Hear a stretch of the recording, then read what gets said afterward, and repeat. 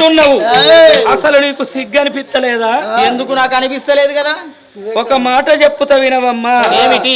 నాకు లగ్గమైంది. తెల్లవారిత నాగ వెళ్లి పండుగనంగా నా భార్య పక్కలకెళ్ళి నన్ను వాపుకచ్చి రతికేలి గూడు అంటున్నావు. అలాంటి పని చేసేవాడిని కాదు. పరాయి స్త్రీ అంటే తోడబుట్టిన చెల్లి అనుకుంటా, పరాయింటి బంగారం అంటే మట్టి పెట్టలాగా భావించుతా. కానీ నిన్ను చూసి కన్ను చెదిరి నీ వయసు సొగసు వగా జిగిబిగి చూసి నీ దగ్గరికి వచ్చటానికి రమ్మంటే రాసలీల రావటానికి నీ రారాజును కాదు నేను. నాకు భార్య ఉన్నది. నీలాంటి ఆడవాళ్ళు బట్టలు ఇడిచి 10 మంది భరతనాట్యం చేసిన గాని కన్నెత్తి చూడవు అనే దేవరంబ, కన్నెత్తి చూడవోను దేవరంబ, కన్నెత్తి పడకవు అనే దేవరంబ.